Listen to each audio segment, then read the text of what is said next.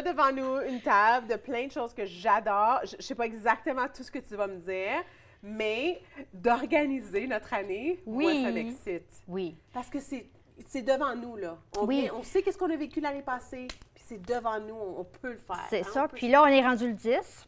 Il y en a qui avaient peut-être mis des résolutions en début d'année d'arrêter de fumer, de faire de l'exercice à tous les jours, etc.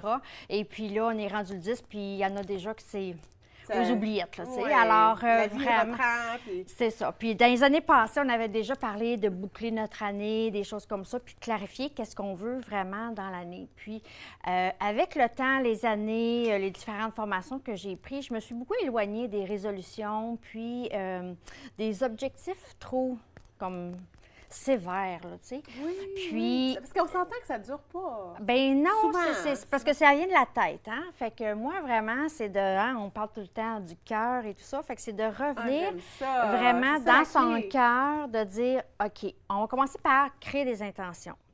Alors vraiment, selon qu'est-ce qu'on a vécu l'année d'avant ou ce qu'on a peut-être un désir profond de vivre cette année, c'est de dire, bon, mais OK, j'ai le goût de comment de me sentir tout au long de l'année. Est-ce que je veux me sentir reposée parce que j'ai eu une année qui était très mouvementée, puis je sens que j'étais à bout de souffle? Ou est-ce que là, je suis comme, sais-tu quoi, moi, l'année passée, j'ai bien pris soin de moi, puis là, je suis prête à prendre des ailes, puis de voler très haut et tout ça. Peut-être ça va être comme toi, peut-être ton intention, c'est d'être organisée parce que justement, il y a des changements de vie qui se produisent. Alors là, vraiment, tu sens ça nécessaire. Alors souvent, ça va être d'aller chercher dans son cœur des mots qui vont venir éveiller un peu chez toi, un peu la direction qu'on veut que 2018 prenne. Puis souvent, des fois, je vais recommander de prendre des post-it, des autocollants, de mettre des mots, les coller dans son miroir, dans son bureau. Tu sais, parce que moi, souvent, je vais le faire en méditant. Puis là, je vais avoir un mot. Je n'ai eu quelques-uns. Puis là, c'est quel qui résonne plus avec moi cette année, avec ce que je vis et tout ça. Puis je suis venue avec 2 mots. Puis suite à une méditation que j'ai faite le 31 décembre, écoute, j'ai eu plein d'autres mots qui se sont comme greffés à ça. Attends, comment ça, là? Comment ça, là? Tu penses à 2 mots pour ton intention de l'année. De l'année, oui. Tu peux aller avec 2 mots, 3 mots, un. Pourquoi pas un?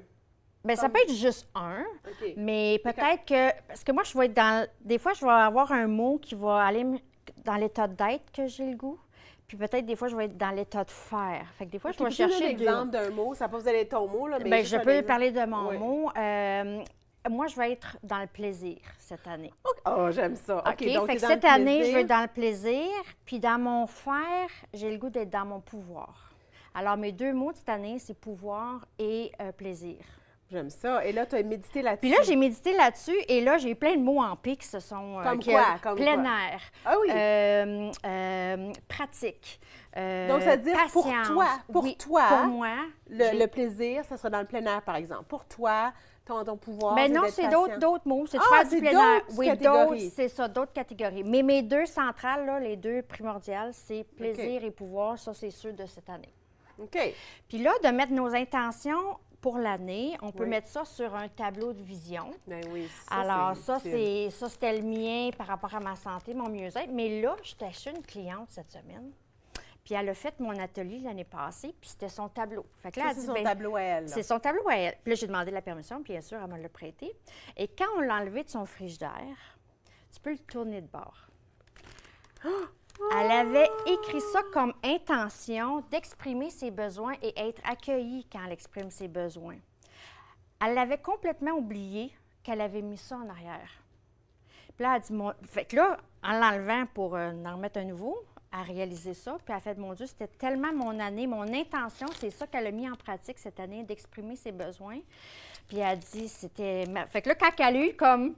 l'image qu'elle est revenue confirmer, c'était magnifique. Fait que souvent, des fois, on peut mettre à l'oubliette l'intention qu'on a mise, mais parce qu'on l'a envoyée, souvent, des fois, ça va se manifester quand même. Mais de l'avoir par écrit, oui, tu peux tout faire à un fait. retour. Moi, je fais aussi intention de l'année, puis une intention à tous les jours.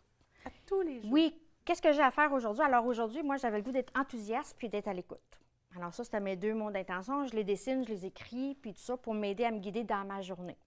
On va le montrer, là. C'est si adorable. Ah, oui. Non, mais c'est adorable, là, le petit moment. Non, mais c'est juste 2 mots, là. Oui. Mais si tu as ça, tu promènes ça quoi? Tu mets ça sur... Dans mon sac à main, dans mon bureau, je le promène. OK. Pour me rappeler qu'aujourd'hui, j'ai le goût d'être comme ça. Puis tu as cette énergie-là toute la journée. Oui, puis quand je ne l'ai plus, puis que là, je recroise mon petit carton, ça me ramène dans mes intentions de ma journée. Ben oui. Alors là, on part de là. Là, je ne sais plus combien de temps qu'on part. Enfin, je vais passer à la prochaine. Oui. Objectif. Au lieu de voir ça comme « faut que je perde tant de poids », tu sais, on a parlé des SMART, là, spécifiques, mesurables et tout ça. Une autre approche que ma coach m'avait partagée, puis que ça vient de Raymond Aron, je pense que c'est lui qui est un peu l'instigateur, c'est si on a un objectif de poids, faire de l'exercice, d'organiser sa maison, d'écrire un nouveau livre, d'augmenter ses finances, peu importe, c'est au lieu d'avoir quelque chose de très catégorique, puis que là, après, rendu le 10 ou le 31 janvier, on a déjà l'oubliette, c'est de morceler notre objectif en des petites choses plus réalisables et utiliser le concept que j'appelle, bien pas que j'appelle, que Raymond Aron appelle MCA. Là, je l'ai traduit de l'anglais, là. Alors, en anglais, c'est MTO. En français, moi, je l'ai traduit par MCA. M pour minimum, C pour cible, puis A pour audacieux. Alors, si, par exemple, on veut perdre du poids ou on veut faire de l'exercice, par exemple, alors mon minimum, ça va être de faire 2 fois de l'exercice par semaine. Ma cible, par contre, ça va être 3 fois par semaine. Puis mon audacieux, ça va être de faire 5 fois de l'exercice par semaine. Alors là, ça vient... Au lieu de tout de suite dire, je vais faire ça 5 fois par semaine. Non. Là, ça dure 2 semaines. C'est ça. Okay. Alors, on a cette variante-là qui nous permet d'aller avec notre vie. Tu sais, on s'entend, nous qui avons des enfants, du travail, nos familles, il y a plein d'enjeux dans la vie. Oui. Alors ça permet de moins se décourager, c'est moins noir ou blanc et ça permet d'aller plus longtemps puis d'y aller progressivement. Tu sais. Alors ça, c'est mon petit truc que j'ai. Quoi, l'acronyme? MTO, Minimum Target Outrageous. Ah, OK. Alors, moi, j'ai traduit ça pour minime, la cible qu'on veut atteindre, et puis l'audacieux. L'audacieux, j'aime ça. Fait que moi, j'ai justement, une de mes pratiques que je veux faire, c'est du yoga plus audacieux, acrobatique. Alors là, je suis en train de me créer un plan avec cet acronyme-là pour pratiquer à tous les jours. Okay. Quand on veut faire des changements, il faut inclure des nouvelles habitudes. Des habitudes que j'ai apprises dans ce livre ici, The Power of Habit, c'est d'attacher une nouvelle habitude avec une autre habitude qu'on a déjà d'intégrer.